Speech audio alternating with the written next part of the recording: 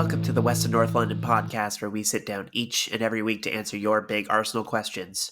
I'm Caleb. And I'm Tim. Tim, we took a little break there, unexpectedly. Yeah, I apologize. I had a last minute camping trip that I did with some buddies that we went out to the woods, and yeah, it was fun. It's allowed. It's a summer break. Yeah. We all deserve one. Exactly. I mean, no Arsenal, no fun. So I was like, all right. Yeah, it's been pretty quiet, so I don't think it's a bad week to miss out. I don't think anybody was missing our voices talking about nothing for another hour and a half. I mean, well, your voice is you're battling through a sickness, right? Yeah, I've been better. It's like taking a year off of being sick. My body decided that the next time was going to be a good one, so here we are, making up for lost time. Apparently, yeah, but you suffer through it. I'm here. You have to suffer through whatever my voice is doing. So we're all suffering together. Anyway, let's jump into this week's episode. We've got drink of the week, which I'm sadly not really drinking. So skip me, I guess. But drink of the week, water. Everybody's favorite. Well, I'm doing a Thor's Equinox by Odin Brewing Company. They're down in, Tequila. Oh, okay. Yeah, it's a Belgian style dark ale, 9%. So I apologize by the end of the night if things get a little loopy. That's my style right there. Let me. I have not taken a sip of it yet, so let me give you a fresh taste.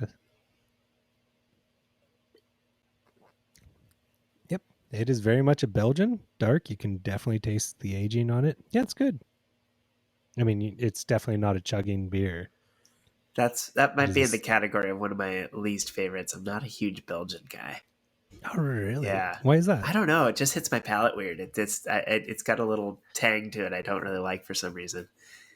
Yeah, I mean, I'm not going to say it's an acquired taste. I love me a good Belgian, but it's like it's very sweet and malty. Yeah, it's just a combo I don't like. And you're kind of a hop head, and they definitely don't play with a lot of the hops. No. They're definitely hop light, so I can totally see you not being your favorite. Yeah, I don't know why. Like, I can tolerate almost all the beers, but Belgians, I'm just like it just skip me. I'd rather not drink that day. Even if it was free, I'd probably be like, I'll find something else. Wow, that is quite the. It's just thing. It's suffering for no reason for me. It's just not that good to me. I am feeling now drinking that I wish I brought a glass to sip out of as opposed to just chugging it straight from the bottle. So when we go for our break, you may see me run and come back with a glass. So I'll just do a quick edit. You run right now and come back. I'll just edit the glass appearing there. No, we got too much important stuff to talk about to go. Yes, let's move on to Tim's bit, which I missed. 1 week out of my life, I didn't have a Tim bit. Well, my bit today is like, we've all seen that wonderful picture of Saka jumping into the pool with the unicorn by now. It's I think it's made all of our summers, to be honest. So my question to you is, what inflatable would you jump into the pool with? What would be your top choice of inflatable to jump into the pool with? I gotta tell you, the unicorn would probably be the bottom of my list. I have a personal disdain for unicorns. Why do you hate unicorns? Of all the creatures, all the mythical creatures that could exist, because that's what the idea of these mythical creatures is. You like the idea that they could possibly be out there, right? Why a horse with a horn? That just is the dumbest combination ever. Of a horse with wings, I get that. I'm all for that Pegasus. A horse with a horn? Why is that magical? Why is that even a thing? If you take away the rainbow motif, what even is a unicorn? Why does it need to even exist in anybody's imagination? Well, they do think that they how unicorns came to be a mythical creature, like how it came to be was when people were first, when Western Europeans were first looking at Africa and doing like Greece and those types of times, they saw antelopes and other like two horned beasts, but just from the side, so it looked like they had one horn, and that's where the myth of the unicorn came from. Uh-huh. It's it's still not turning my opinion. And I have to swallow Yeah. this opinion on a daily basis. I have two daughters who almost exclusively dress in unicorn clothing. So I have to just Do you tell them that I you hate can't crush their unicorns? dreams. I tried to stick to it when they were younger, but it's become too strong. I just don't want to. I don't want to fight that battle. Let them have their fun. But when it comes to being serious, when they grow up, I'm going to be like, okay, we got to shut this down. This unicorn thing. We need to have a talk. So obviously it's not a unicorn, which inflatable. I digress. Yes. Let's see. I would like a giraffe because I like the comical long neck that I would have to work with. Yeah, it would be fun. You could like jump in and it would flop Uh down. huh. I definitely see that. Yeah, I'm trying to think if there's um, anything better that jumps to mind. I'm also not saying alligator because my daughter almost like very last week almost floated away on an alligator. We had to go and rescue her in a kayak. So, I am against unicorns, against alligators. Yeah, I'm going with giraffe. That feels like a safe bet, and I'm going to stay away from those other two. Who knew you had such strong opinions about floaties? When I just came up with this question, I was, It yeah. just it hit me in a funny time in my life where I had I have multiple gripes with multiple creatures that could be on flotation devices. Good to know. So yeah, if that ever comes up again, just know I'm going to be serious.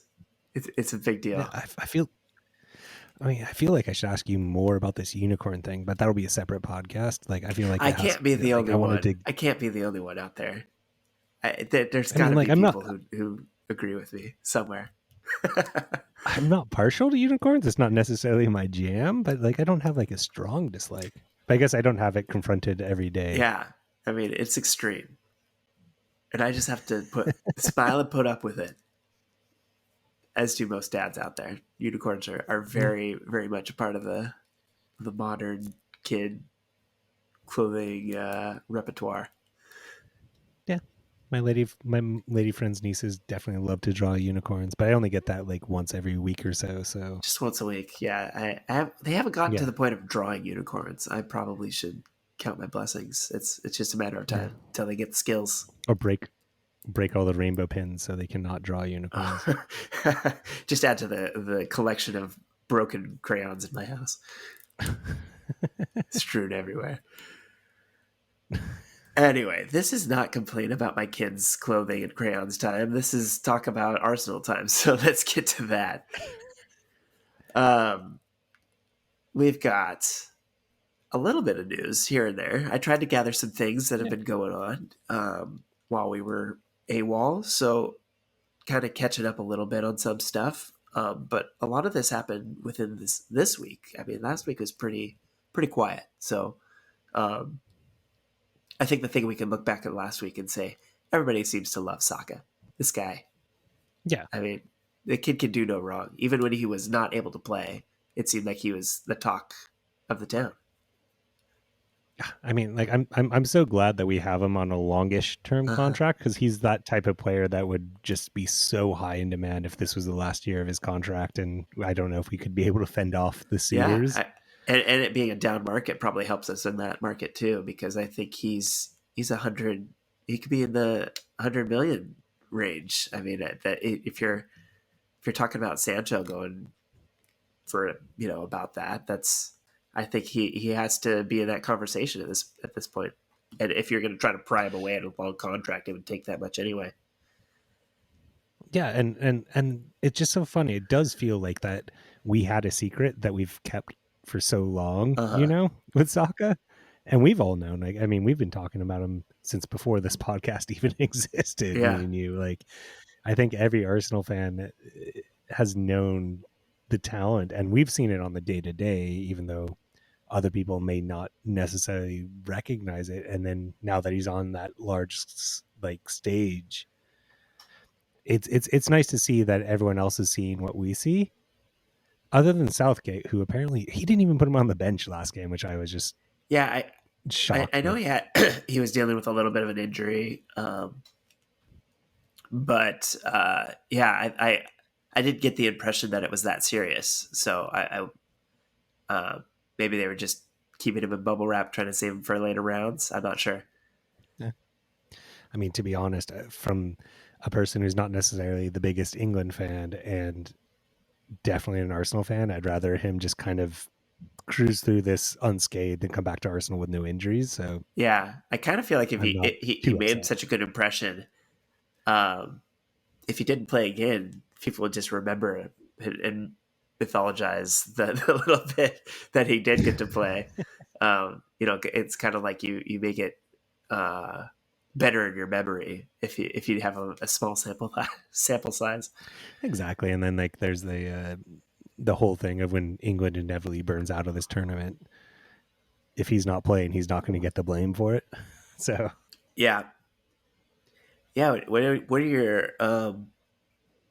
predictions right now? We could talk a bit about where we're at in the Euros today. The Italian team knocked out Spain, and so they will play the winner of Denmark England, which is tomorrow afternoon. yeah, So what are you thinking for the final, and who do you got for your winner at this point? I mean, I really like. I've liked the Italian. Like if I'm taking my blue and green tinted glasses away and the Swedish stuff, I've really liked how Italy's played this Euro. They've looked good from the start. Their defense is stupid good. Uh, I mean, they're old, but they're just solid. I I think England should have enough to get past Denmark, but I think it's going to be closer than a lot of people think. Uh I think huh. this Denmark team is looking pretty solid. It's going to be a tough game. It's not going to be a Ukraine game. That like 5-0 game against Ukraine was Ukraine shouldn't have been as far as they were. And I know I have my biases. I don't think they should have beaten Sweden. It was just an unlucky red card that really got the Ukraine past Sweden. Uh, Totally. I mean, unlucky or whatever, but uh, so I think that victory that England had against Ukraine flatters to deceive, and I think Denmark is kind of the real deal, and it's going to be harder. But I think England has enough to get through them. I At the end of the day, I think Italy will beat England in the finals. Is my prediction. Yeah, I'm pretty curious about tomorrow's game. I think they Denmark has like the best storyline going through this tournament, and I do feel like they're kind of riding luck a little bit, but they have looked solid. I did not expect them to make it this far when Ericsson was not able to play because they don't have a lot of big name talent, but they play well as a team, and I think that them rallying to play for Ericsson in his absence definitely has pushed them further than maybe they would have otherwise. I think he's not. I don't know if they're like an amazing like if he would have been able to play if they would have done as good. Like I feel like they are riding on emotion and kind of just this riding this wave a little bit, and I don't know if they would do as well normally. Not to say they're a bad team. I just feel like they're getting a little bit of a bump from the fan support that they've gotten due to the circumstances of Ericsson's absence. I mean, and yeah, and I don't think they're as bad as a team as other people are talking about either. Like you have Schmeichel in the keep in as keeper, who's Yeah, a very decent keeper. You have some other players that are very handy. I think they're good, well organized. This all very much hurts because Denmark is very much a rival of Sweden, and it's not something I'm happy to talk about necessarily. But I think they have a very handy team, and I think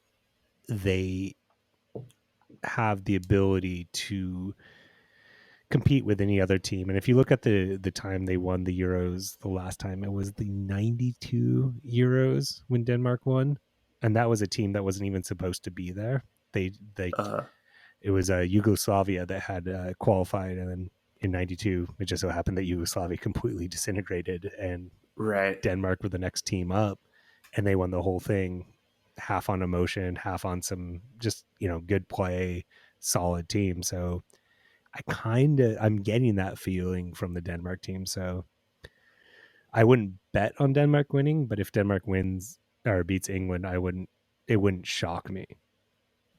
Yeah, I mean, on the flip side, England has a lot of momentum, and it seems like they always get a lot of home support, and they've had that playing a lot of their games at Wembley. So um, they it will be interesting to see how they come out. I mean, I can see them really being quiet in that first half, maybe just expecting to have more success than they deserve as far as coming off of that win against Ukraine. I feel like there could be a bit of overconfidence in that they might need some adjustments in the half, and I expect it to be a pretty close game. I mean, a lot of these, it's been amazing. This Euro tournament's been so many extra times and shootouts, and it's been closely contested in pretty much every round. I mean, that Ukraine game was kind of an outlier compared to most of the other games.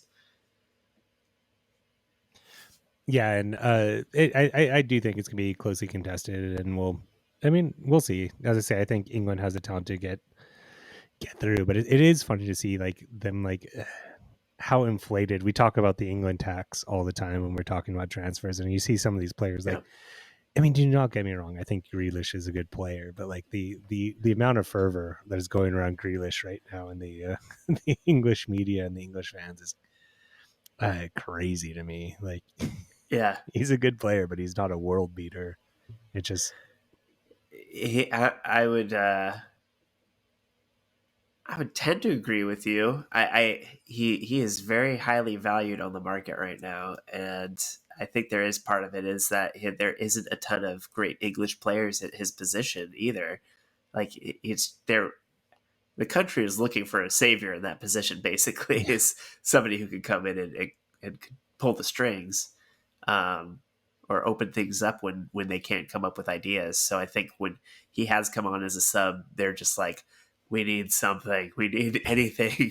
Well, it's just so funny though, because like, and I don't mean to trash on English fans. I love all of our English fans who listen to us, but when England had that with Hargraves, for example, they don't appreciate what he does.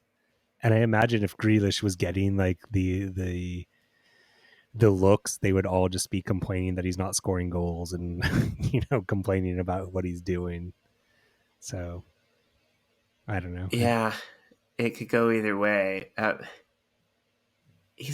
I'm surprised to learn he's only 25. For some reason, I thought he was a bit older. It feels I like he's thought he been was about a around. 27, 28-year-old, but Yeah, it just feels like he's been around for ages, but I don't know. yeah. Time is a squishy void right now, momentary.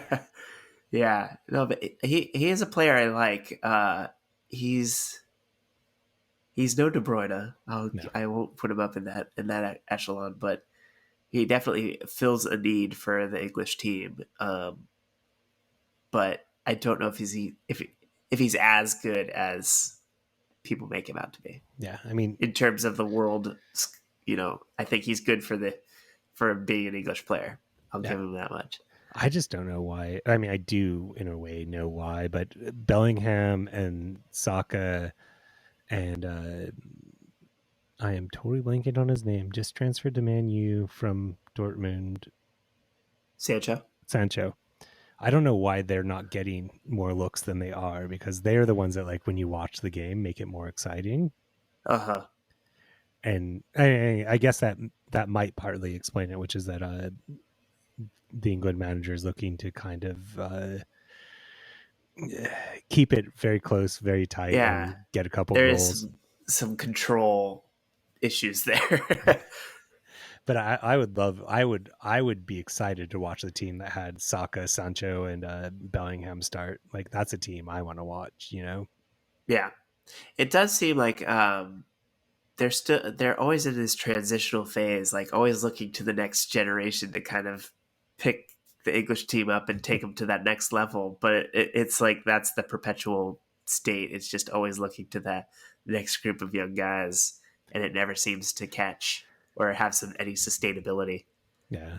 And I'm just Same in, with the U.S. To be yeah. honest, I mean, we're in the same boat, always waiting for the golden generation to show up.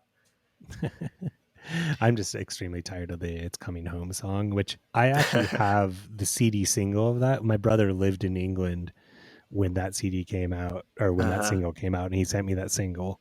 And I used to like it. I like the Lightning Seeds. I like the the bands on it, but just all my English fans constantly sending that video, saying that meme, hearing it during the Spain Italy game. You could hear the crowd singing "It's Coming Home," and I'm like, huh. I'm just so over it right now. I feel like they just need to do it to get it out of their system. If that's what it takes to get it out of their system, I would happily grant them a Euros. um, I want to use that as a transition to something else that came out. I think this was earlier today, actually. Um, Arsene Wenger's doing some punditry out there, and actually, I don't know if this was from him doing that or if this was a different interview, but basically, he has come out in favor of a 2-year World Cup cycle, saying that it is what the fans want. Now, as we are enjoying the Euros right now, I have to put my hand up and say, no, thank you, because I would much rather have offset, you know, Euros, Copa America, Gold Cup to, every 2 years have some big tournament to look forward to rather than World Cup all the time. Like I don't. World Cup is its own thing. Let it be its own thing. I don't think you have to run over these other great tournaments that also exist. I don't get it because, I mean, you're a soccer fan. I'm a soccer fan. We both know a lot of soccer fans. I've literally never heard a soccer fan say, you know what I want? The World Cup every 2 years. Like, have you ever heard anyone say that? I love World Cup. I mean, I would if everything else didn't exist, sure, sign me up for World Cup every 2 years. But there are things that are out there that are different and good in their own way, and give a different sense of excitement and add another trophy to the trophy case for these countries. I just feel like there's no need for it because we have stuff that exists on the 2-year cycle already, or on the 2-year offset. So we already have stuff every 2 years. We don't need the World Cup every 2 years. And I don't get it because that's one of the things that makes the World Cup special is it's every 4 years. So it's like this buildup. It's just it's something that doesn't happen all the time, you know? I literally pace my life around the World Cup. Like I can tell you exactly where I was from 1990 to today during each World Cup, and it's because it's not every year. It's because it's something special. You Yeah, know, like I take time off work for World Cup games. I it's like and I think having it every 2 years would just dilute it so yeah. much. I, And I I think. Go ahead. and we just already have so much soccer. Like like we have the Champions League every year where we get to see the top players play against each other every year. We have all these leagues that are season coming in and out. I follow 3-4 leagues already. I don't need to have another competition in my life that comes every 2 years, you know? Yeah, it's you need to have some sort of separation between like the World Cup Super League. Like that's everybody against everybody, and it's essentially like the Champions League of, or well, I shouldn't say Champions League because it's maybe not the best of the best the way they've tried to add more and more teams to it, but it's I don't know, you having World Cup cycles and having all this build up to it, and giving these teams time to develop over 4 years, I think is important. And the Gold Cup is a stepping stone to that for the US team. Like they try to develop these players and give them big tournament experience before they get to the World Cup. And so you treat these smaller offset tournaments as stepping stones and places where you can say, okay, this core group has done really well, and I'm going to use that to build my World Cup team. I now know who my guys are, and you have to kind of see them in that setting to know these guys are going to step up on the next level. But if you're doing World Cup every 2 years, that cycle is so short. Like there's no time to develop. I mean, I am not for more more international breaks and trying to cram more into 2 years, because that's what it would require to try to develop these players into a team. And that's always the struggle with these national teams, is that you're trying to cram a lot in to the 4 year cycle, but it goes quickly, and you got guys rotating in, and there's a lot of pieces that have to come together to put together a really good World Cup team. This is a big money tournament. Like the World Cup means something to a lot of these countries, both in the prestige and the money that it puts into their national programs. Well, I mean, it does just stink of money. Like, I want to be on Arsene Wenger's side. Arsene Wenger, I very much have a lot of time a day for, but I think it just sounds like a corporate bonanza. Like they're looking at like, hey, we make X billion dollars every 4 years for the World Cup. Why don't we make X billion dollars every 2 years for the World Cup? And But there's so much shady business with the World Cup as it is. I mean, yeah, we know that there's a level of corruption, and so we know there's issues with these host countries. I mean, the pressure it puts these countries in to deliver has caused issues. I mean, the whole Qatar situation is. I don't want that multiplied every yeah. 2 years. Well, it's silly. Like, but there's a certain point where I don't know what to do with FIFA at this point. You know what I mean? Like, I hate the fact that the World Cup next year is going to be played in the winter. I Yeah, think that's just absolutely. disgusting. It's going to interrupt our season. We're going to have many conversations about this later. It's going to interrupt a lot of seasons, and that's bad enough. But like it does feel in a certain way like you're powerless. It's kind of like being a smoker and you're addicted to your cigarette. So like, as much as you hate the idea of what FIFA's doing, like you feel so powerless to stop it. You know what I mean? Yeah, it is. It is interesting how we keep getting fed this idea that we as fans are asking for this stuff. Even with the Super League, it was kind of the same line. Like we're the ones demanding this, and it's frustrating because it does feel like, at least in our bubble, we're looking around and the people we talk to aren't saying that. And you look beyond that on the internet, and there's not a ton of support for that sort of thing, at least in the stuff I read. But it just makes you wonder, are fans really wanting that? Or is that something you're kind of saying, well, if we build it, they will come sort of situation?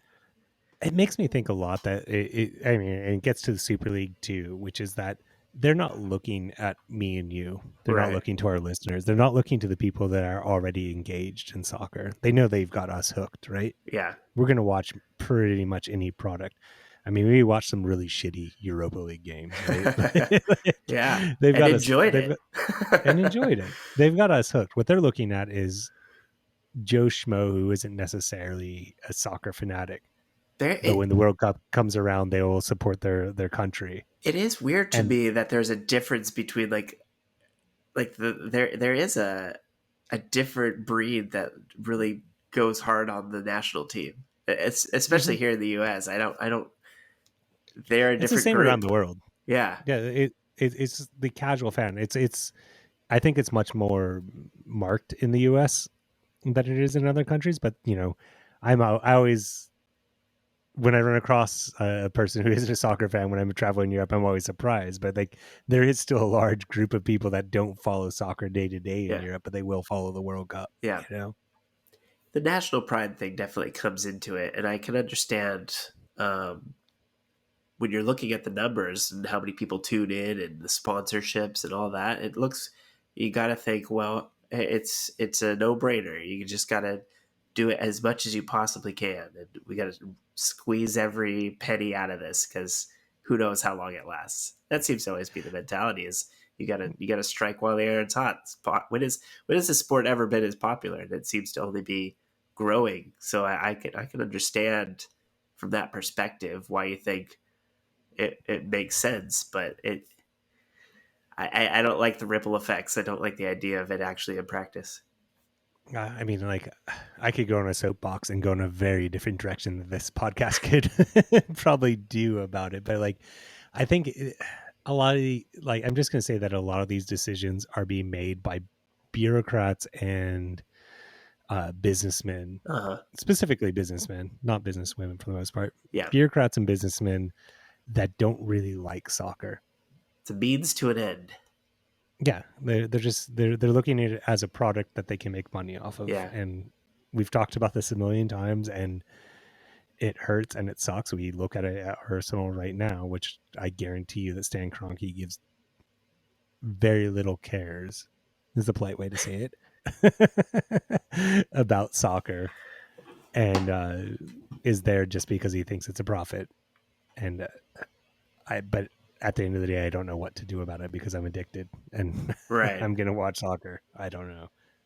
Yeah, they know the product that they have. They know the demand for it. So if Wenger's saying it, that means behind the scenes they've got the numbers to back it up. And him floating that idea out there is just testing the waters, seeing Yeah, what kind of pushback they get. But it's messy, and it's going to be something completely out of our control as fans of soccer. We're just going to have to grin and bear it, I think. But I don't like the idea of pushing aside these other tournaments or trying to squeeze them in addition to what already exists. Like I mean, I mean, trying to push the Euros off so that they're playing in between these 2-year World Cup cycles. Like it sounds yeah. crazy. Not to mention Copa and all these other things, and then like, not to get too far off topic because I know we have other things to talk about, but Eh, it's let's ride it. but Let's ride this wave. because I am, again, this isn't like specifically Arsenal focused, but like I just think also, and it's going to be weird to say, we're playing too much soccer right Uh now. huh. There's too much soccer on, and I love soccer. I would say I'm a fanatic about soccer. I catch, you know, my home team's game, every single home game for the last 10 years. I have regularly for the last 3-4 years watched, probably about 7 to 8 soccer games a week. During this time now, I feel like I can't even keep up with the amount of soccer I know. that's on. Like, as we're recording, we're missing a game that I would love to see, the Copa America game that's going on right now. Uh, Like, I I just can't keep up, and I just can't imagine. There's got to be a market saturation. There's just got to, and then, like, not to mention the fans, just the players, the poor players. Like, when are they getting a break? yeah, there was somebody was complaining about the 5 sub rule that they have in the Euros right now, and I have a real problem with that complaint because I mean, these guys are gassed. You can tell at the end of these games, these guys are gassed. Even with 5 subs, they are putting everything they can into these games, which are really short turnaround. 3 days, 4 days between games. Um, it's rough. I, Like I saw that's rough for anybody. I saw somewhere, because Trinidad and Tobago was playing somebody, Grenada, I want to say, in like a play-in match today to get into the Gold Uh Cup. huh. They had played something like 3 games in 5 days. Jeez. Trinidad and Tobago. Were they the It's ones that just, had the crazy penalty shootout today too? yeah, yeah. Where did they end up stopping it? Was it like 15, something like that? I didn't watch. I was getting prepared for today's, so Yeah, I saw the buzz come up. I didn't see the final on it. yeah. They were up to some crazy number when I glanced at it. I was like, "What the hell is going on there?" They got to be exhausted. Yeah, and then I think they play in like what 2 days, like after this game. Like, That's nuts. it's too much. It is too much, and you can't expect. I mean, you look at the Euros and you wonder why there's been so many own goals this Yeah, tournament. It's There's been mental and more. physical fatigue. Yeah, there's been more own goals this tournament than in the history of the Euros combined, which is just a crazy stat to think about. Yeah, that is nuts. I And that's because the players are tired. Like they aren't making the right decisions. They're just tired, and I get it. Yeah, and I kind of imagine, I don't have this stat in front of me, but I would like to, is the percentage increase in injuries this time around. Hmm. Um, I'm sure. I mean, like it's going to be interesting just stats because I'm sure like COVID stuff will be thrown in there with the couple players that have been taken off because of COVID uh-huh. and all. But yeah, I'm sure it's increased. I don't have it in front of me, but The the amount that these guys have to play, and like I said, this is including their normal seasons, which is multiple tournaments in itself. If you're lucky enough to be at the top level, you're going to be playing 3 or 4 tournaments a year, uh, just for your domestic team, not including your national team. So these top level players, the guys we most want to see, are having to play the most games throughout a season and are most likely to have these horrific injuries. And this is big money players we're talking about. So it's a yeah, huge blow when that happens. yeah. I mean, like because like what the Euros will end on the 11th. That's the final, and the season kicks off on the 13th of August. It's a little bit more than a month, but then you have to count in the fact that like there's going to be some like preseason games. I'm sure Yeah, a like lot of those guys any player probably that won't plays in travel. I'm guessing they like the guys that are on the national team still, like Saka. I wouldn't be surprised if we didn't see him until a couple games into the season. He's 19. He'll probably bounce back pretty quick based on how much he's been playing. But a lot of these players, when they go back to their teams, are going to be on delayed starts into the season. So they need breaks, and it comes at the cost of domestic games. yeah, and it doesn't really these players have just been playing nonstop. It's going to be about 3 years because of everything that happened with COVID and all that. Yeah, Like it's it's too much. I think that's the the foundation I'm going to put down is it's yeah, too much soccer, yeah. It too much for these players. Yeah, I don't know what will come of this, but I'm guessing we'll see it, an expanded World Cup in some way or another in the next few years. Well, I should probably say like the next 10 years because these things take a while to roll out. But it Yeah, wouldn't be surprising to me if by the time uh, we get to the U.S. hosting in 2026, is that right? Yeah, yeah, then you might see another World Cup in 2028. It wouldn't surprise me if they got it figured out before the next host cities are picked. yeah. Anyway, so Mhm. the there are a couple other Arsenal related things that happened this week. I'll start with the furthest away from the actual Arsenal team, and here that's the Patrick Vieira getting hired by Crystal Palace. Um, what's been your impression of him as a coach, and would you like to see him come back home at some point? I mean, I'm gonna the first answer I'm gonna give is meh as far as him as Uh a huh. coach. I love I am gonna say like I love Patrick Vieira. He's a player that I started watching Arsenal and he was just a Yeah. beast. He was amazing. He's everything in a player I've ever Uh wanted. huh. Like you can have your fancy strikers. I'll always take a team of Patrick Vieiras. Uh, I thought when he coached Montreal, I was like, or not Montreal, New York. Yeah. Sorry, not other French speaking. Anyways, when he coached New York, I was like, he's fine. Yeah. He it's did better than I it wasn't expected. anything. I think he was considered a Yeah, pretty solid coach in his time with NYC. but I just like I haven't seen anything that I'm like he's going to be better than Arteta or anything Right. like that. I think he has a lot to prove. I think it's a very poison chalice at Chalice Palace. I think he has a lot to do, and anytime you take over a iconic coach like Hodgson was for Palace, I think it's going to be hard. I wish him the best of luck as long as he finishes under Uh-huh. Arsenal and doesn't beat us. Like I do want him to succeed. I like him as a person and as a player, but I think he's going to have a very difficult road. If he has success there, like I'll be very excited for him. Yeah, I'm curious. I feel like I'm going to watch a few more Crystal Palace games for sure, just to see the progress. I'm curious if he can get a chunk of time, if he can turn that team around and make them a top half team. They have the potential, I think, if he gets backed, if he gets a couple players in there, I think they could be pretty good. But we'll see. I'm just curious to see what he does with them because it's going to be a big He's change not from going to get Hodgson for sure.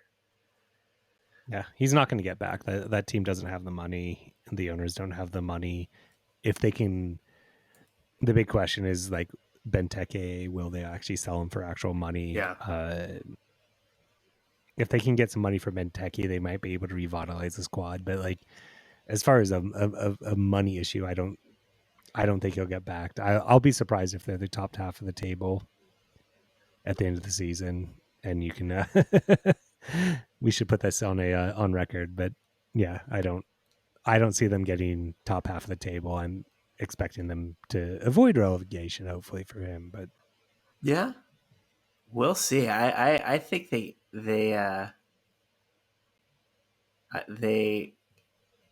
could do with some identity. I think they've got players that don't know what to do with themselves. So we're curious to see if he can pull something out of the hat when it comes to the players that are there.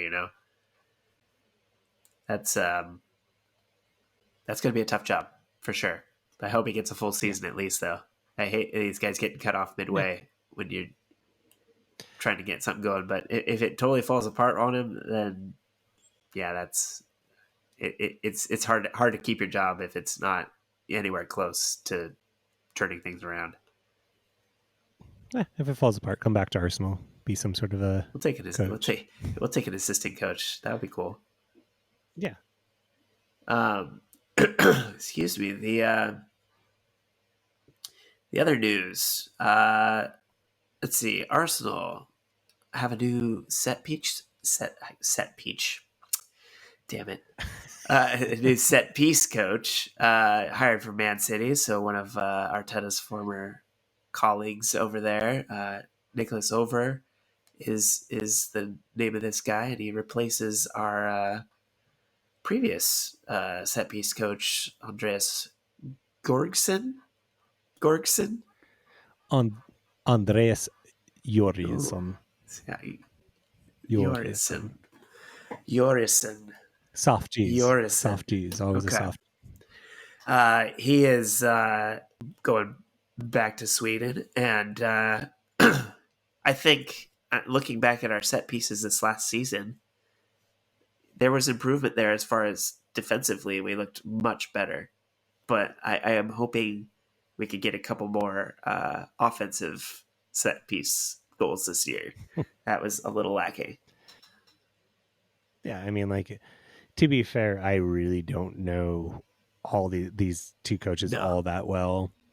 I do know we've seen a bit more solid in set pieces, but as you said, the offensive set pieces have been a little bit lacking. And in watching City, they do have seem to have a pretty good set piece thing going on. It's always hard when you're looking at these coaches, whether it's the coaches making a difference or whether it's just having good players making good yeah, I was plays. wondering that too when you said Man City set piece goals. I was like, I bet their delivery is a lot better. And it's so I follow cycling quite a bit, and there's a big term in cycling which is all about marginal gains, right? It's like getting the exactly right tires that'll give you like half a second on the road. And I think a lot of these coaches are kind of like that marginal gain of they're not going to win you the championship, but they might net you 3 goals extra a season. And it's whether it's kind of a balance of how much money are you willing to pay to get these marginal gains. teams like Man City can afford to put as much as they want into these marginal gains, whereas I think it's going to be interesting to see with Arsenal whether they actually add up to anything important. Right. You know, Yeah, I do agree that the marginal gains you could see do help. And they were good defensively overall last year. Um, but it would be nice to come up with another game plan when it comes to scoring off of set pieces. It just seems like there's not enough coming out of that, and you need some production there to fill in the gaps when things aren't working in the run of play. I mean, if you can draw fouls, you need to make teams pay for that, especially in dangerous areas. And we just didn't see quite enough of that. And a lot of those corners were questionable. Like just taking the short corner, there was a little bit of that. Just a few times I was scratching my head thinking, we have a set piece again. God damn it. We have a set piece coach, and you wouldn't know it by what's going on offensively there. There were a few times I just was like, is this something they really prepared? Because it doesn't look like it. So there is definitely some room for improvement there. yeah. But and the other side of things, and this is just again me like from my biking knowledge, which is you have to get these players to buy in to whatever the set piece coaching is telling you. Your set piece coaching is telling you, because if the coach is telling you a bunch of things and your corner kicker is just not going to care and not pay attention, it's worthless, you know. Yeah. So it'll be interesting to see who's taking those set pieces and if there's actually any buy-in from this new coach from City. Yeah, I think that is it. We have a lot of younger players that are going to be coming through. So hopefully some of this knowledge will get instilled, and um, yeah, I think there's definitely room for improvement in that area. So we'll see if that shows up on the score sheet this season. If we can see any sort of effect, I'd be surprised. But I'd be happy because like set pieces have been a problem of ours since I've sure, watched Arsenal. Like it's been like 20 years of our set pieces not being ideal, and so it would be nice to have a little bit more solidarity and like a solidity, not solidarity, solidity, and a little bit more offensiveness in for the sure. set pieces. Last but certainly not least in our Arsenal news this week, today it was announced that Matteo Guendouzi has been loaned to Marseille with. I don't know if this was confirmed from the Arsenal announcement, but it sounds like there's an obligation to buy included in the loan. And was that loan officially announced? I've seen Yeah, all the. I know he made the tweet, which is like now the yeah, I'm official. pretty sure Arsenal put something out about it. Let me double check though. But yeah, I think I it's not a surprise for any of us that he's leaving us. You know, I don't. I wish him well. I was excited when he was a player for us. I think he has some talent, and I think he also has a lot of discipline issues. I think he has a lot of things he has to work out, and at the end of the day, I just think that sometimes players need a change of scenery to thrive, and I don't begrudge him. I'm not mad. We're obviously going to get a little bit of money for him, and good luck to Yeah, him. That's at the end of the day what I it's have. unfortunate because there are definitely young guys out there who are ready to make that leap into the first team and can handle it. And I think he has a lot of talent, but maybe got given too much too soon as far as how much he had to play early on in his young career for Arsenal. And what he really needed was probably a loan or two to develop that maturity that you need to play at the top level. Talent aside, he needed just overall development in his personal skills with coaches and that sort of thing. And then come back and be a professional at the top level, I think it would have been a night and day difference having him do that first versus this after the fact. It feels like when you're kind of establishing or feel like you're establishing yourself in the first team and then that gets yanked away from you, he is not the type to react well to that. And I don't think you can ever fix that with that type of player unless they have that level of maturity. And so I think we just got it all backwards there. And how you don't really know how that's going to go. Not every young player is like that. I mean, so you have to treat each player differently, and you never know who's going to react well and who's not. But um, yeah, I think that a different road for him with Arsenal would have been better. But it is what it is. And at this point, I think we got to cut losses and say this isn't going to be a good fit. Try to get the most out of it that we can. Yeah, and I think that's the biggest thing wasn't just his outburst against Brighton, I believe it was. And at a certain point, I totally actually get it. He was yelling at the player that had injured Leno, and I totally there's a certain part of me that respects that and is sticking up for his teammates. But I think these are the little tips of the iceberg we as fans get to see, and I think Yeah. there is a lot more going on underneath. And we heard dribs and drabs about that in the warm weather camp that he went to. And I know that before he came to Arsenal, he was known with disciplinary issues, and even at the German team, was it Schalke? It was Schalke. When he was at Schalke, there was some disciplinary issues. So like, there are some issues. I think it Was it was Schalke? Hertha, Hertha Hertha. Berlin. Sorry, both blue and white. Sorry, uh, Yeah, yeah. Hertha. Uh, yeah, and so I don't know when you see a lot of smoke, there's probably a fire around, and Yeah. that it's unfortunate because I do think he is talented, and again, just like Vieira, like I do hope he does well in the French league in Marseille, and I think he can be a good player for somebody if he can kind of get his head around being a player. So the other tidbit to this is that potentially Marseille could be a destination for Saliba on another loan this season. It sounds like that's a foregone conclusion that he will go out on loan. According to David Ornstein, that's going to happen. Um, Marseille was the team that was most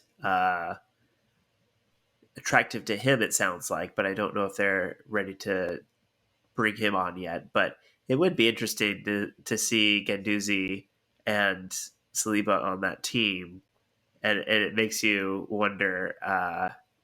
Two disgruntled Arsenal players on one team doesn't. I don't think that goes well in terms of Saliba. Having a better attitude coming back to Arsenal. Well, I mean, with the Saliba, I do worry about that a little bit, but it does sound like I think him and Arsenal are on the same page right now, which is that he does need another loan. Yeah, I wouldn't love him to be in the same team as Guendouzi, because I do think there'd be a little bit of a talking going on, and a little. yeah, I think with Saliba, like, we forget that he's young. When I read this thing, I was like, I was a little bit annoyed because he's going out on a loan again, and then I'm like, wait, he's still young. He does need these minutes still to play, and if he can yeah. get to a place where he can just get his head straight and get these minutes, do his shift, and then come back to us after next year with that much more experience, I think it's valuable. I mean, everything I've read about it is that his Saliba is in a better place than he was last year. So I don't know. Yeah, if you could get him on board with what Arsenal are doing, I think that he can go in confidence that he has a place to look forward to once he completes what Arsenal needs him to do. It's like take care of yourself, get to this level, get some minutes, and then we can all come to the table and be like, okay, here's a spot for you if you can meet these requirements. going forward. But you have to do the work to get to that level. And I think if he's on board with that and understands that this will lead to something with Arsenal, um, I think that would help in keeping his eyes on that goal, like to have something to um, train towards, to move forward with, to put everything else behind and say, okay, this is where we're going to go. It can only help if he can buy into that. And if he's going to go out and just be angry at his home squad and not try to make the most out of the situation, I think that would hurt him overall, because he can only, even if he doesn't come back to Arsenal, it can only help his value, his career, if he goes to Versailles and blows everybody away. So I think he's always has to keep that in mind too. I don't think he can let his guard down by any means by going out on loan again. He has to be playing for that next contract, whether it's with Arsenal or somebody else. Yeah, and again, it's all scuttlebutt. We don't know what's going on behind the scenes, but everything I've been hearing out of the Right. Saliba camp is that he is kind of realizing where he's at, and he has a better headspace than he did last year.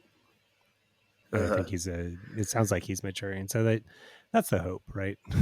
That's what we want, is Right. that he's maturing, because there is a place for him, and he is young, and he has, after next year, he has a chance to fight for a spot. I think there's going to be definitely some openings in the center back position after next year. So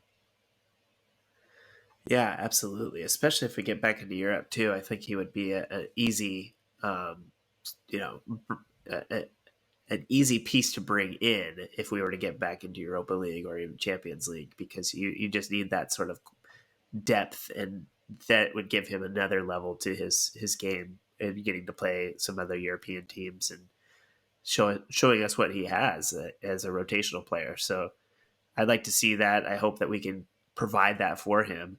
But if not, I think he can only add to his value by doing well on loan. So I think that can only help Arsenal, because he is young. I mean, he's got tons of potential. So there's a potential sell on there where they can make their money back if he does well on yeah. loan. All right. I think that's a good place to pause for the moment. And when we come back from the break, we got a couple questions from a friend of the show, Florian. So we'll be right back with that.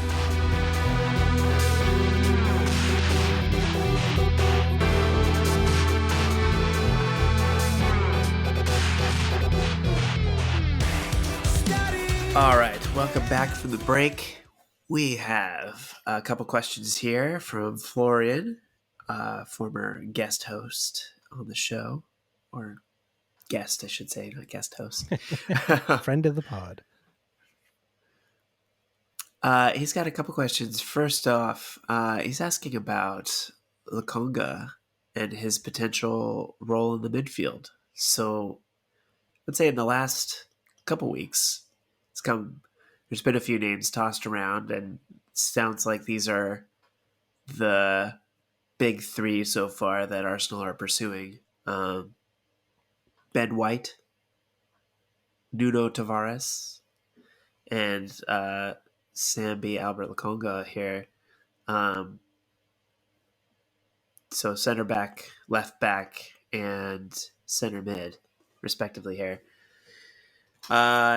So those seem to be the big names that Arsenal are chasing at the moment.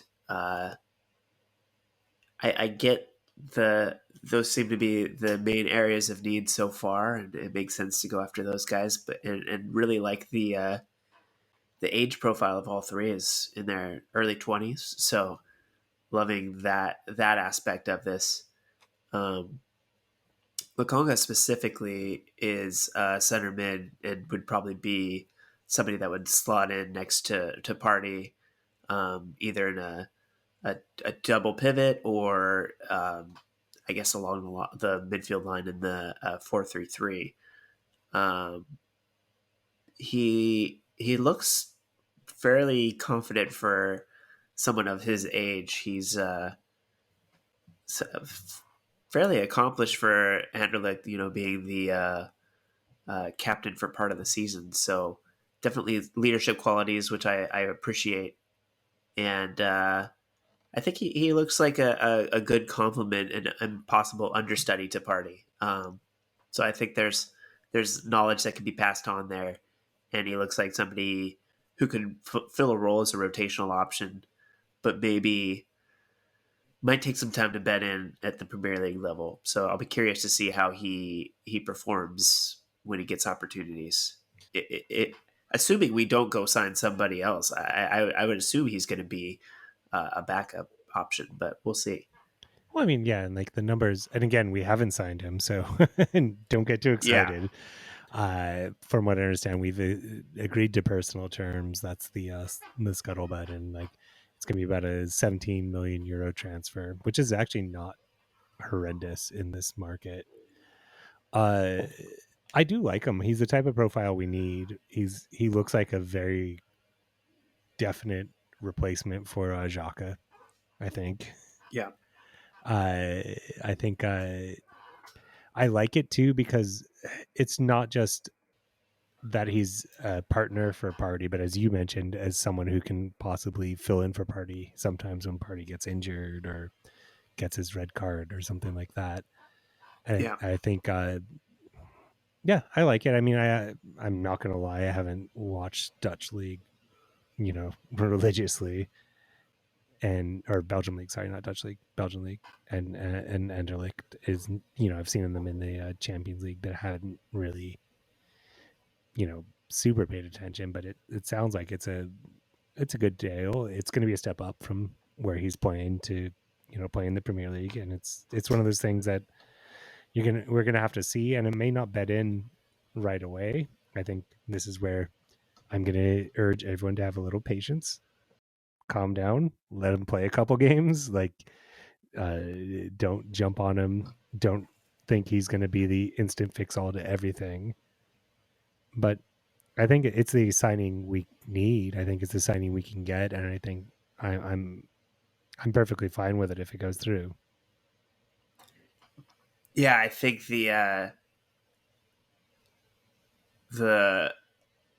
the idea of building for the future requires taking a chance on players like this. You kind of you can only rely on great players coming out of your academy so much. Like that's it's not every player is going to want to stay with your team forever. Not every player that comes out of your academy is a Saka or an Emil Smith Rowe.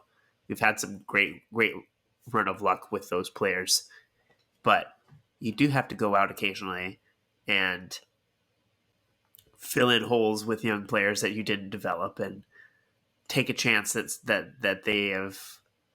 um, they have what it takes to play in the Premier League because at the moment you have to where Arsenal is at, you have to go find good deals and find these sorts of diamonds in the rough that will potentially pay off down the road.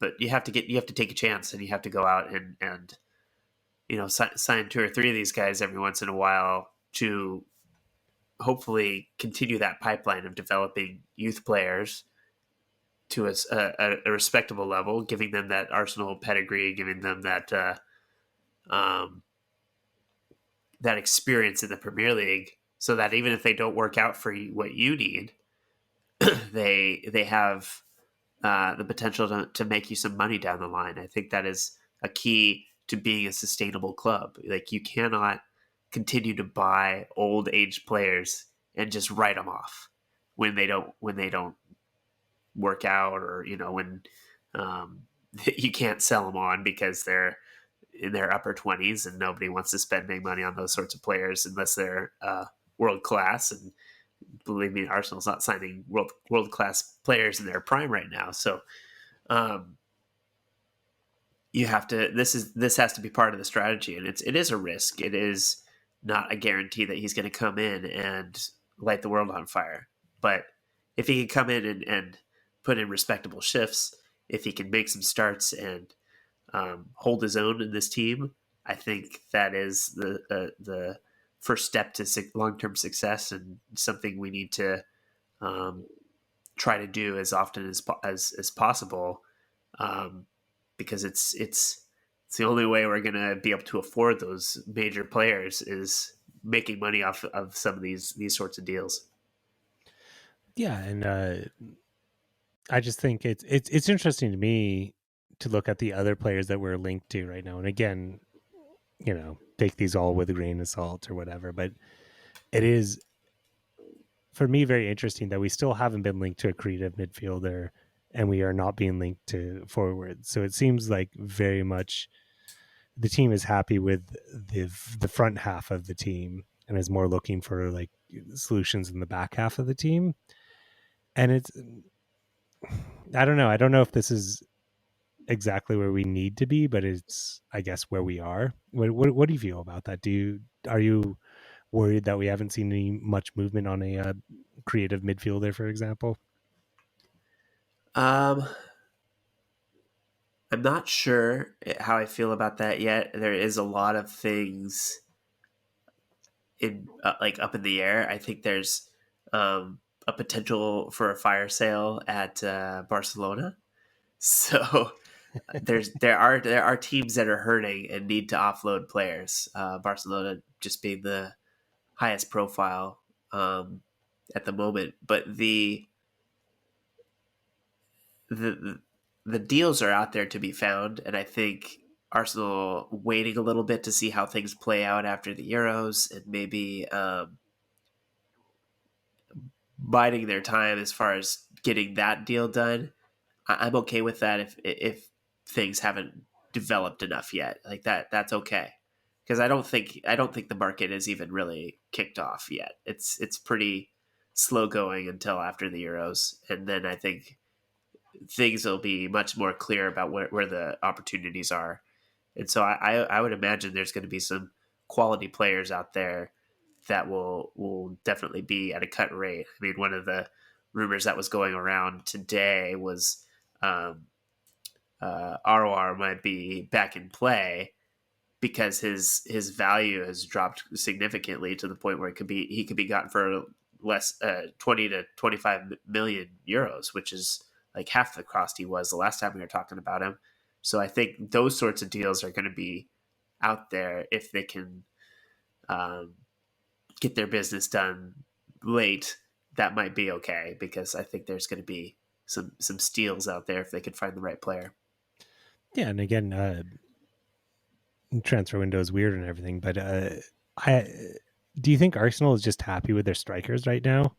Do you think they're going into next season looking at Aubameyang and looking at Lacazette and saying we're okay with this, and they're going to just stick with them? Uh, I I think they should go out and get somebody else. I mean, the other options there are Balogun and Eddie and Kedia. And Martinelli, of course. So I think Nketiah's days are numbered. He's not. From what I hear, he is not signing an extension, and that was only really to protect his value. Anyway, I think Arsenal fully intend to sell him one way or the other. Um, but if you get him out of the picture, it's still you got Lacazette, Aubameyang, Martinelli, Balogun. I feel like there's a gap there that needs to be filled. Um, Somebody with a bit more experience between Lacazette and Aubameyang, and but not quite there's a middle age profile there I want to see them fill, so that there is somebody to step in that isn't 19 or 20. I mean, if Martinelli blows up, if Balogun blows up, and they're this revelation this next season, I'm glad for that. But I'd rather have some insurance because I don't know if we can fully rely on Aubameyang and Lacazette at this point. There's just it leaves too much to chance, both on um, you know inconsistent production and then just having like unproven players. Like we just need to have somebody else to rotate in there. I would feel a little bit better. Uh, but I wouldn't be surprised to see Lacazette just uh, run out his contract. Unless somebody comes in and makes a big offer, that would not shock me at all. I mean, that's the feeling I'm definitely getting. I was getting that feeling all through last year. Is he just there's not a market for him, and we don't have an interest in signing him for longer. Right. So, but it's just interesting because I think of the need positions, I feel like we do need more goals. But I mean, I guess who doesn't need more goals at the end of the day? But Yeah. And but one other aspect to it is that creative midfielder could really change the outlook for the people in front of him. So I wouldn't count those players out as far as maybe improving based on who else we could get to plug in around them. and that's fair enough. And I think I do believe that Pepe's best year is ahead of him right now. I think he's gonna your player of the season. Pepe is gonna have. I really do feel he's gonna have a good year, and if he can get some of that production out of midfield, I do think it changes things as well. Absolutely. The more places they can score from, the better. And so I am curious to see if this 4-3-3 is going to be more in play this next season and what that lineup looks like.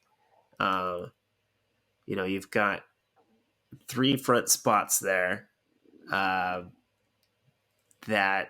I would say Pepe and Aubameyang lock a couple of those down.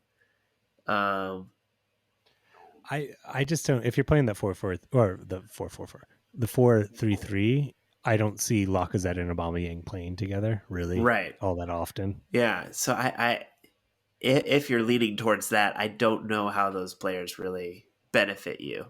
But if you're being fairly flexible in your tactics and trying different things every week, definitely Lacazette offers something different from those other players. So it's not a bad tool to have in your set if he performs.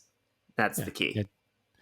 that's the key. Is like I think we're gonna have plenty of time to talk about this, but I think it's going to be so important to see what Lacazette and Aubameyang do next year. Whether Lacazette just kind of walks out his contract, and whether Aubameyang fulfills his contract, as it Right. were. Like, uh, but I think Lacazette is under pressure because he has to perform in order to get his next contract. Otherwise, he's headed to the MLS.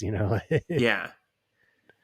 And So I think the players there are players who like Pepe, Party, we maybe haven't even seen the best of yet. So there are pieces that we have that will potentially have better seasons that they had than they had last year. Um, but just getting one or two parts to this team that can really help ball progression to the front three or front two or whoever's playing up front. That was a big missing piece this last season, was getting the ball to the players that will score in the right way. Aubameyang had a good streak where he was scoring with his head of all things. That was never what he was best at. But finding a way to get more out of the players that we have is always the best thing you can do. More than going out and spending money on replacing a bunch of players, if you can buy one or two players that automatically bring everybody up around them, those force amplifiers, those guys that just make everybody a little bit better. Just those little degrees that we talked about. Like you bring in a coach and that one thing lifts you up a couple spots in the table, or those gets you a few more goals, whatever it is. You're just trying to improve a little bit across the board in a sustainable way. And I think that getting Lokonga in is just like one of those little pieces that you're taking a gamble on, but hopefully you have enough established players around that it's not such a huge gamble. You know, you can have that guy developing in the background, and everybody else is you know, you're still bringing in guys that can help bring the team up. You're not. We shouldn't be putting our hopes and dreams on this kind of player. This is a different type of player that we haven't been signing, because it is something for more of the future. Whereas I feel like the Louises, the Williams, the players that we have put a lot of hope into, haven't performed and haven't shown up. And I'm glad that they're making this change. It seems like it's a very drastic change compared to that age profile to these 20-year-olds and 21-year-olds. It's a huge shift, and it is about taking a chance. But they took the chance on the old guys. It didn't work out. Now it'll be interesting to see how this new strategy plays out. But I don't think you could go all youth. I think it is going to take bringing in some other types of players to fill in those gaps.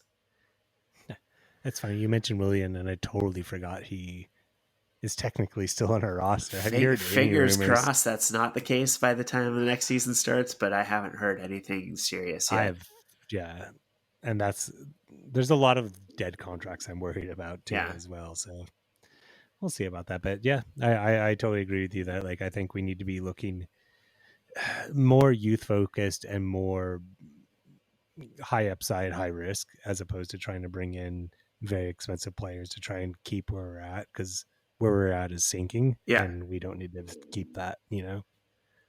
I think that number 10 spot is very intriguing. It makes you wonder like where Emil Smith Rowe fits in their long term plans as far as that role goes. I don't think of him as like a creative midfielder, but I feel like maybe his best spot is where a creative midfielder would play. Um, it's not to say he can't be as productive as a true number 10, but it is a different. He does have a different style to him. Well, I remember when we brought in Odegaard, everyone was like, "Oh, he's going to be stepping over the toes of Emil Smith Rowe," and Yeah, I do definitely see them as two different types of players. That there is some, it's a Venn diagram in which there is some overlap yeah, of the two skill sets, but I think he can play a role that's different than that. Although I think maybe we're going to ask him next year to be playing a little bit more of that creative midfield type of role, as opposed to playing off the wing and kind of making those late runs. yeah. It'll be interesting if they aren't able to get a deal across the line for the players that they want. It could be a lot more put on his shoulders this next season. So it'll be well, we can't count out Villa yet. You know, they have made some.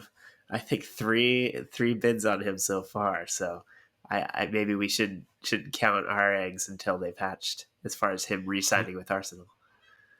There is a very certain point of like we have to make our money somewhere, I and I would hate it, but I would understand it if you went yeah, out and reinvested that money in a couple players or another play. You know, put that into getting an even better creative midfielder. I would get it. It's that's the kind of chance you have to take every once in a while. And Arsenal have been very risk averse when it comes to that and holding on to players too long. Or you know, if you're really trying to shift to that model, you have to rip the band-aid off sometime. You're gonna have to yeah, sell guys that you like. It's gonna happen. like authors always talk about it. There's that thing of like kill all your darlings, and I don't mean it as far as like killing it, but like at some point you have to get rid of these players that you love Yeah, to make the team better.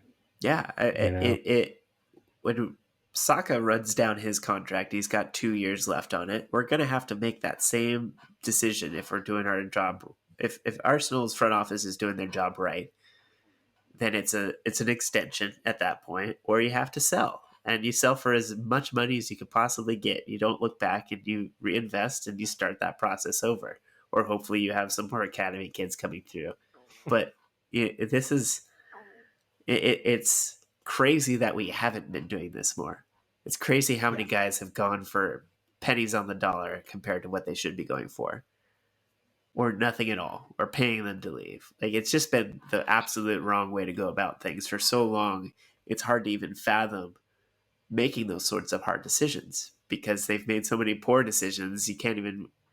It seems foreign to think about them doing that sort of thing, taking that sort of risk, even though it might Yeah. be the best decision for the team. Yeah. We'll It'll be see. weird. We'll see. Yeah. Okay.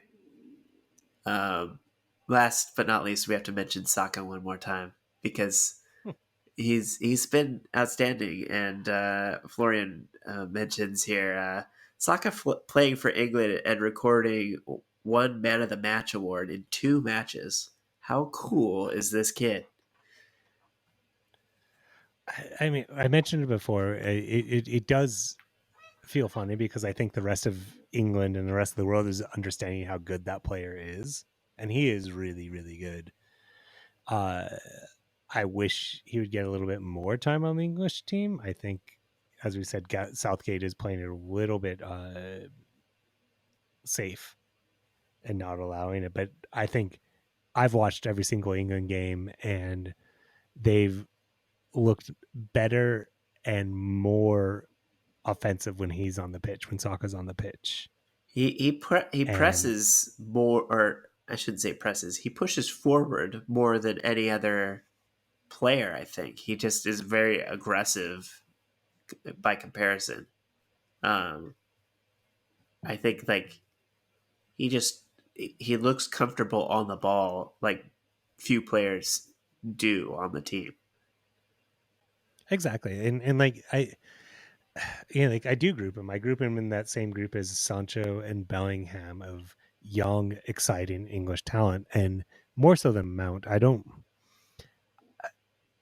I understand Mount's role and everything, but I don't have him in the same kind of bracket as I do Saka. And I think Saka is a very un-English player that is playing for the English team, if that makes Yeah, sense. And I don't think there is a like for like replacement for him. I don't think the English national team plays the game that wants Saka all the time, but I think they would be a better team if they went that way. yeah, and I think realizing that he can still learn from the national team. I think, but it's coming back and understanding that this team wants him and wants him to do what he does, and really trying to build around him and what he does best. I think there's potential for him to really come back and flourish in understanding that um, he's got more of a leash to work with here. Like Arsenal will give him what he needs to be the player that he wants to be, um, and then kind of continuing to build that confidence that he seems really humble. Like it's hard, but humble but confident. Like that's a Yeah, really great combination to have. So I feel like him um, continuing to just take guys on and feel like he has um, the room to work within this system, and hopefully Arteta continues to find ways to get more out of him. yeah. I mean, like, I don't want to like you don't want to like overhype a player or anything Right. like that. And I think it's very easy to start doing that. But he's the type of player that if you're not building a team around, you're definitely building the team with him in mind. Yeah, I think that's the difference. Is like really going into the season thinking Saka is somebody we know will play week in and week out, and now we can get the players around him that will make take advantage of his skill set. Exactly. And I think it does seem like all pointing is that Arsenal is on that page, that like they realize how special of a talent he is, and that you know hopefully we can really going into next year build a team with him as a very integral piece of it. Absolutely. Well, he's going to be coveted, so I hope he continues to develop, and it, he is the superstar that people hope he will be. Yeah, I mean, like again, I hate putting those labels on young talent. It's like when we were talking Right. about Isak for the Swedish team, like you're seeing the talent, and the talent is definitely there. It's just like how it develops, how it goes, and there's a lot more years to go. But he has all the tools in place that I think he's going to be a special player, and I think we've known it for years. And it's, as much as I don't like players going away on national team because they might get injured, I like the rest of the world really being able to see what a special player we see in him. Yeah, it's kind of it's almost it is validating. It's like, oh, we're not crazy. Other people see it too, because you start to believe like, oh well, I just like Arsenal, so I'm always going to root for our young guys to do well, and maybe he's not that good. Maybe he's just good for us, or like we're giving him the benefit of the doubt because he's an academy player, or all these things that you kind of tell yourself, and then he gets out into the world stage and it's like, oh, they actually do agree with me. He actually is as good as I thought. It's not just me. It's not just Arsenal. Yeah. Well, I think that's a good place to wrap up for this week. We somehow found plenty to talk about in the off season, as usual. I mean, I could talk soccer with you for like hours. So. Apparently. Yeah, this is us holding back. I hope you know that every week. Yeah. We're trying to contain ourselves. We have about a 45-minute outtake after we record of soccer talk. Yeah. So. But we'll someday maybe we'll record all that and put it out as a supplementary episode or something. Anyway, thank you all for listening to this week's episode. If you haven't subscribed yet, go ahead and do that. If you have, go ahead and review us wherever you pick up your podcasts.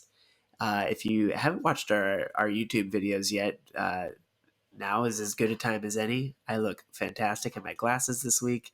Tim is shaven. He's not shaven. He's got a nice clean look.